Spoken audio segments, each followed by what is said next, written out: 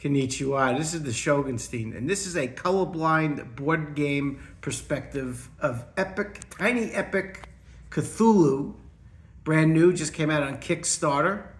I got this on Kickstarter. I backed it. I don't back too many Kickstarters, but Gamelyn is local here in Arizona. Just in the interest of disclosure, I do know some of the people over at Gamelyn, and I did do a test play of this game. I did do one test play, and I do know some of the people at Tiny Epic. So just to be transparent, I do know some of the people there. However, I did purchase this on my own. This is Tiny Epic Cthulhu, and I just want to do a colorblind game perspective because there are a lot of components here. Like with most Tiny Epic games, there's a lot in the box. What's in the box?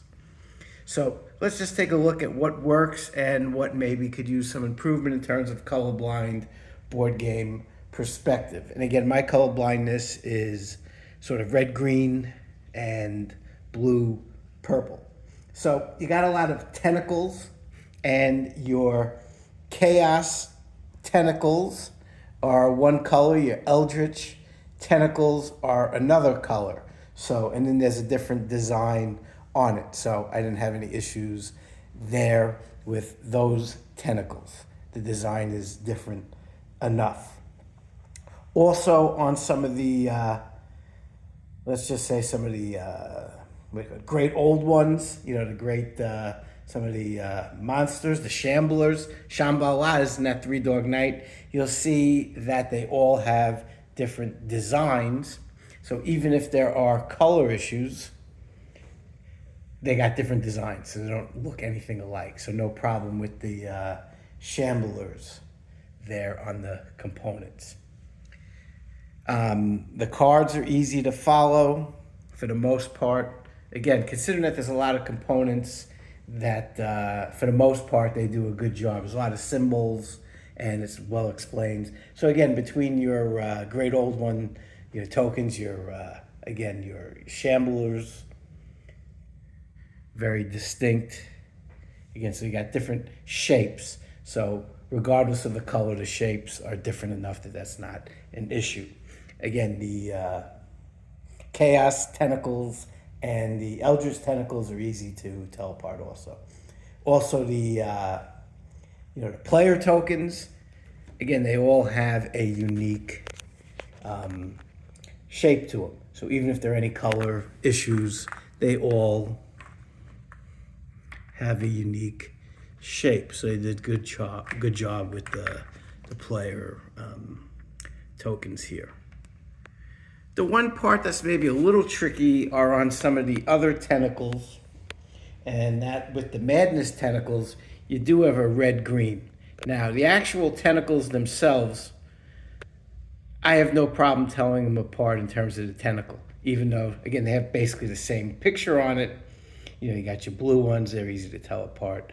But you got the red, green, they're close, but the color itself is distinct enough I can tell them apart. Where it became a little bit of an issue is on the actual cards, it becomes a little tougher. So when I go to these town cards here, I did misplace some of these tentacles between the red and the green on the towns. That would be maybe my one criticism. I'm never a big fan of using red and green, but again, the color green, the color red they used is different enough.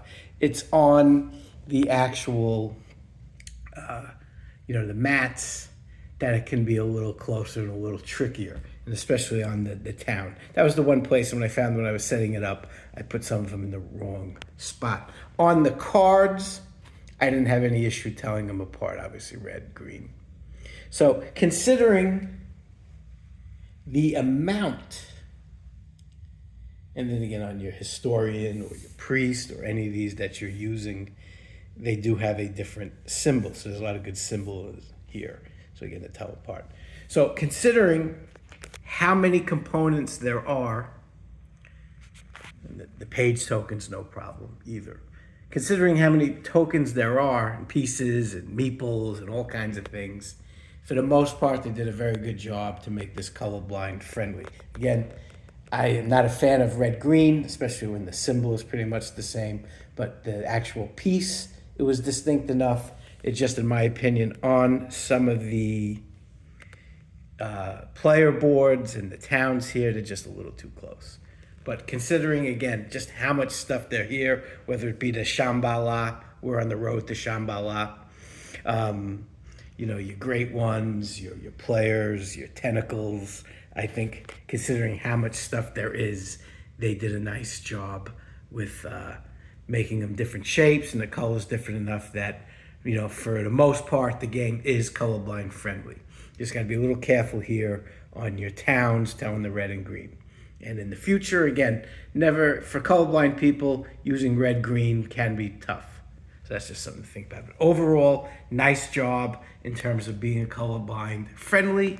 This is not a review of the game itself. This is just a look at some of the colorblind issues that may come up. In Tiny Epic Cthulhu, just came out on Kickstarter. We backed it. This is the deluxe edition with all the bells and whistles. So this is a colorblind board game perspective. Tiny Epic Cthulhu, Shogunstein out.